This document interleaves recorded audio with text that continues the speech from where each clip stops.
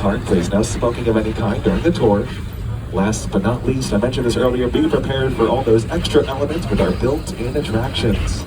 Speaking of, on your right, the lower lot portion of our theme park. We celebrated our 1-year anniversary for Super Nintendo World just this past February, just last month. On your left, this giant hill transformation. This is the upcoming Fast and Furious themed outdoor roller coaster heading to our theme park. Now, no official date has been set, but check our social media pages and websites for all that up-to-date information. Yes, daily we get to watch a roller coaster being constructed. What's happening at your work? It's pretty cool. So that's all the roller coaster stuff on your left. Let's take a look on your right. This is not a movie set. This is a real working fire station. Fire Station 51 here at Universal City. We got our own sheriff's department, got our own zip code. Folks, you are visiting a real working city solely dedicated to making movies, TV shows, commercials, music videos come to life. And of course, we had a theme park and City Walk all attached. So back in the beginning of the times, they opened March 15, 1915. 200 acres, silent movie filming at the time. Admission for the public was 25 cents. They had bleachers set up. You could cheer on the good guys, boo the bad guys, simpler times. Now, they closed the doors to the public when sound became part of the filming process, and then this version of the studio tour began in July of 1964. 2 tour guides, 2 drivers, 2 vehicles is how it all started out. As we take you now into the front line of our studio, you'll see your first soundstage sighting to your left. This is stage 12, the previous home to The Voice. You know, this is The Voice. So that also still films here. The Voice has a new home on the back lot of our studio. But this officially is where the safari part of the tour really kicks into gear, so keep a look out for any celebrity lookalikes or the celebrity themselves.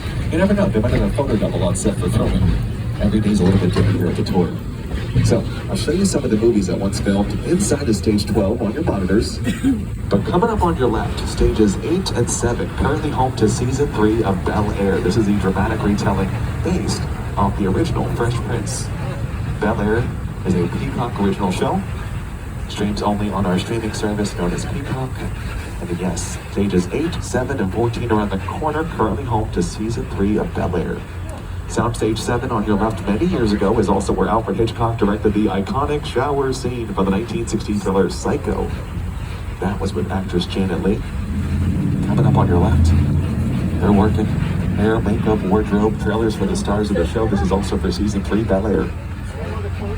Now for my dinosaur fans on board, you're in the same company. They built the inside of the visitor center for the movie Jurassic Park inside of stage 12.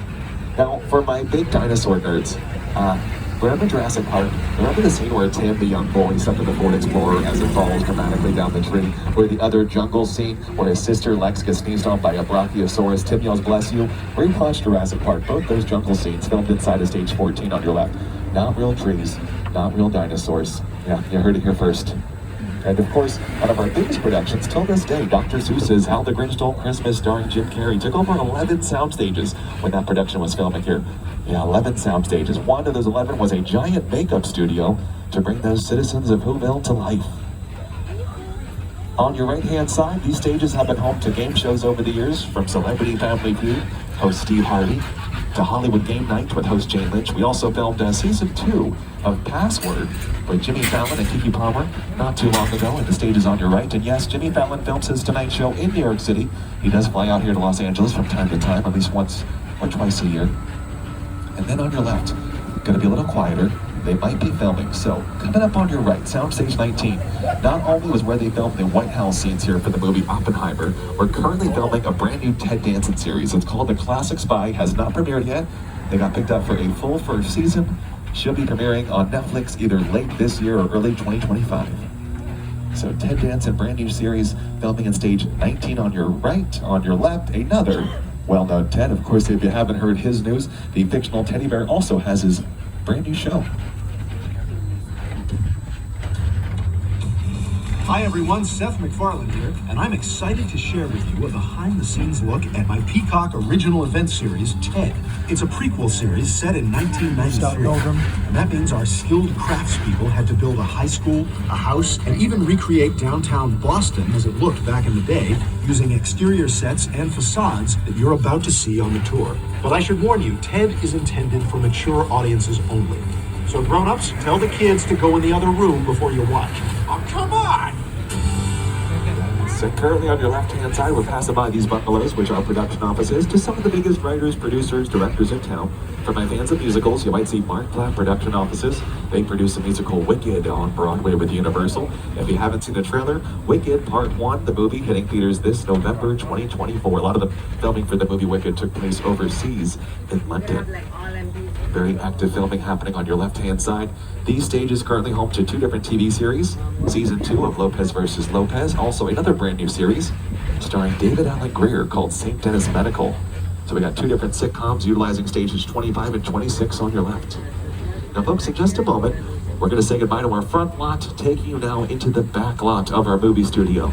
So, for anyone not familiar, here in the back lot is where we film all the big stuff, exterior scenes on a very large scale, and from this point on, all these movie sets up close and personal. Keep in mind what's going to look like real brick, real stone, mostly foam rubber, fiberglass, plywood, a lot of these lightweight materials for any production to roll on and dress it up and make it look like their own unique location for whatever the script calls for. So folks, you might see that brand new wig-wag light on just outside of stage 26. They're filming the brand new David Alan Grier show. I'll show you a little glimpse of our Metro sets on your monitors, and take note, we'll be heading right into King Kong 360 3D. Hey everyone, welcome to New York. I got my start right here in New York on Saturday Night Live. This is actually my old neighborhood. What's that mugged over there? I'm gonna hold it. Tough lady. This is my favorite hot dog guy. Hey buddy, how's it going? Remember me? No. Just like old times. Guys love New York City. Hey, I'm walking here. Hey, it's cool, guys.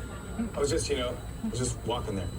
So it's not exactly New York, but a lot of times when you see New York in the movies, it was shot right here on the Universal Metro sets. If you can make it here, you can make it anywhere. Even if you make it here on the Universal lot. So we'll see a little bit closer of that location in just a moment. We have a very unique route the next couple of weeks. We've got a lot of big productions and projects in the works. But like I mentioned, our first big attraction is on our way with King Kong 360 3D. So this is where all those extra elements really come into play with loud noises, fire effects, sudden tram movements especially. So make sure all your belongings are nice and close. We don't mind if you have your cameras out. Just keep your cameras nice and close. Double check, make sure any lights and flash photography are off on those devices, especially for those guests around you. We got a little pre-show tunnel, let your eyes adjust, and I'll throw things over to Academy Award-winning director Peter Jackson to explain where we're headed next. It's the original King Kong that made me want to direct movies. I saw that movie on TV when I was about 8 or 9 years old, and I wanted to become a filmmaker. I like films that just take you away from your real life and sweep you up in adventure. Kong literally does that. I mean, you're on board the ship, you're sailing to a lost island, you're encountering monsters and creatures from, prehistoric times. So I was thrilled when Universal invited me back to Skull Island, and it's great to have you along for the ride. Now, we have created this 3D immersive experience, so you're going to have your glasses ready. Don't put them on yet, but just have them in your hand because we're about to return to Skull Island.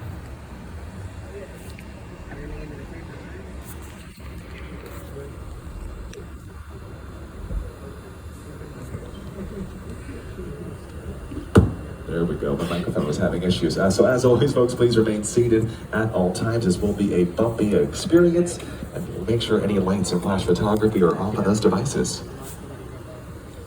The Universal tram is winding its way through a very rough, narrow trail in Skull Island, allowing the visitors a little sneak peek at some of the wildlife in Skull Island.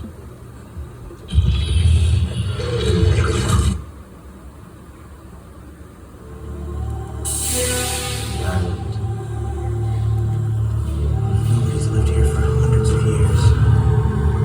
It's so true. Well, it looks like King Kong is just about set and ready to meet us, so hopefully you are ready to meet King Kong. I want to have it like this.